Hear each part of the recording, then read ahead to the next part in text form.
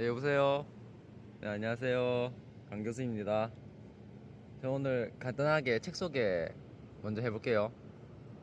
빅데이터가 무엇인지, 어디에서 생성되고 어떻게 보관되는지, 그리고 빅데이터를 우리는 어떠한 관점에서 바라봐야 하는지에 대한 기본적인 지식을 전해줄 것입니다.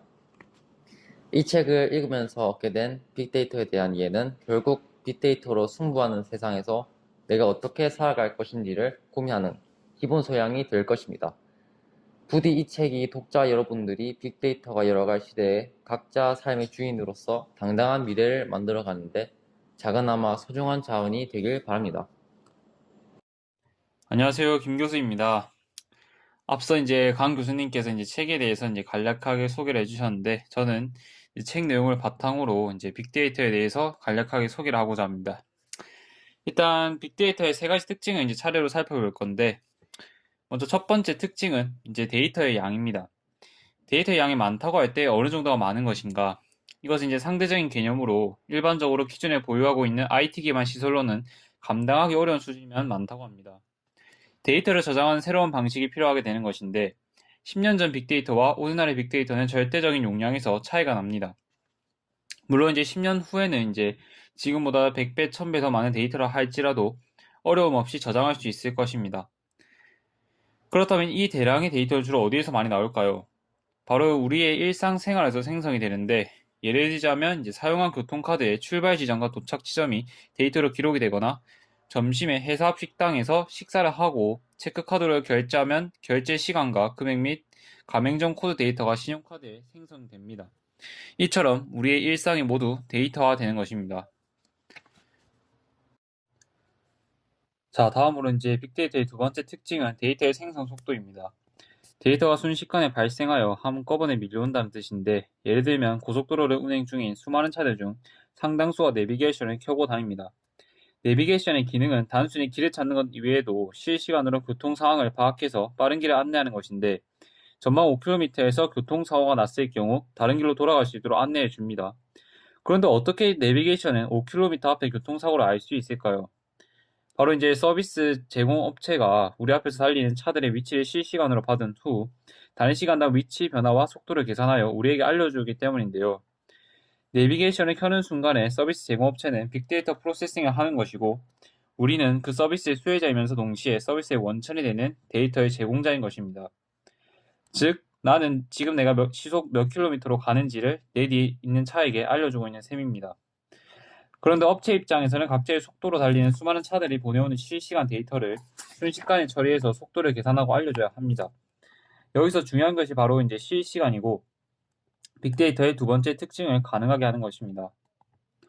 다음으로 이제 세 번째 특징은 이제 데이터의 다양성인데, 과거에는 데이터라고 하면 숫자만을 의미했지만 이제 문서나 이미지 같은 비정형 데이터가 훨씬 더 많이 생성이 됩니다. 예컨대 엑셀 프로그램을 열면 볼 수 있는 가로 세로 빼곡한 숫자의 행렬이 보통 우리가 이야기하던 데이터였다면, 이제는 그 데이터의 범주가 문서와 이미지, 동영상으로 확대가 되었습니다.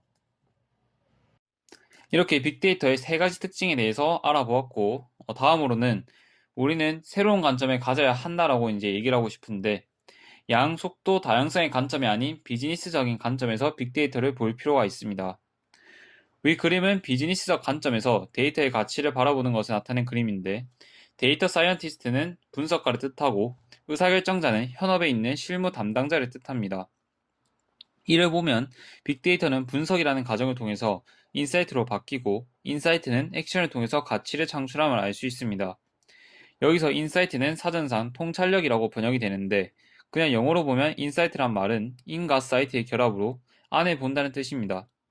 그 안은 보는 이의 관심에 따라 달라집니다. 소비자나 고객에게 관심이 있는 판매자라면 고객의 마음속을 본다는 뜻이고, 고객이 무슨 생각을 하는지, 즉 해당 제품에 대해 어떻게 생각하는지, 왜 이 제품을 구매하는지 또는 구매하지 않는지를 아는 것이 인사이트입니다. 기계 장비에 관심이 있는 엔지니어에게는 기계 장비 안에서 벌어지는 일이 보인다는 의미이고, 품질이 나쁜 제품이 나올 때 그 안에서 어떤 일이 일어날 것인지, 특정 부품의 수명이 얼마나 남았는지 보인다는 뜻입니다. 데이터로부터 특정한 인사이트를 도출하는 과정을 분석이라고 하고, 이때 분석을 실행하는 주체가 데이터 사이언티스트입니다.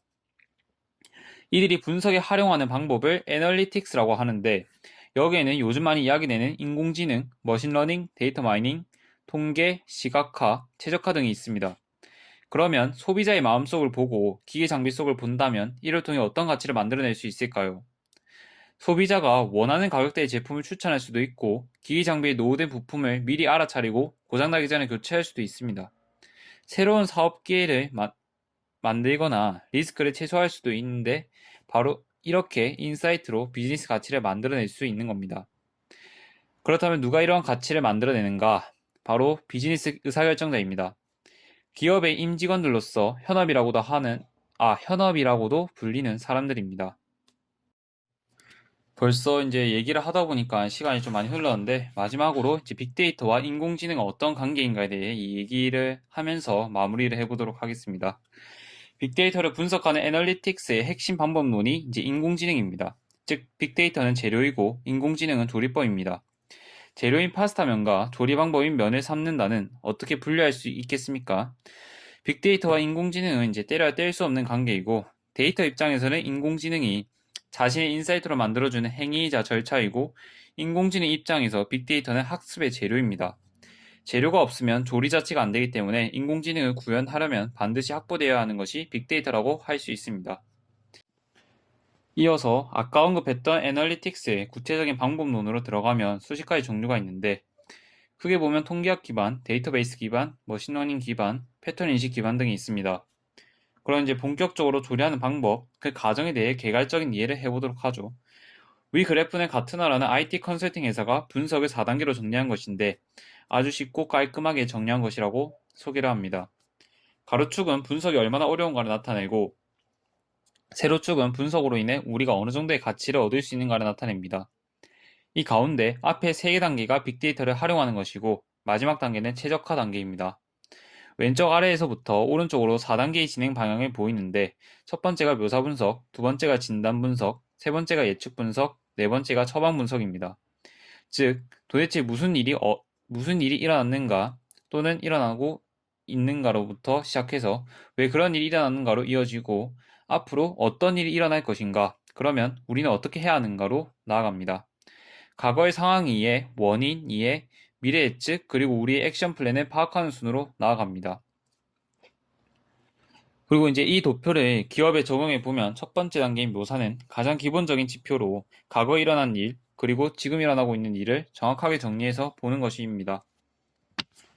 두 번째 단계는 진단인데 1단계 묘사 분석에서 찾아낸 인사이트에 대해 그 원인을 이해함으로써 한 단계 더 깊이 들어가고자 합니다. 세 번째 단계는 이제 예측이고 빅데이터 분석에서 가장 강력한 분석입니다. 모든 사람들이 다 예측에 관심이 있고 누구나 자신의 미래를 알고 싶어 하기 때문입니다. 마지막 단계는 이제 처방이며 미래 상황을 예측한 후에 원하는 결과를 얻기 위해서는 무엇을 해야 하는지를 찾는 단계입니다. 이상 김 교수였습니다.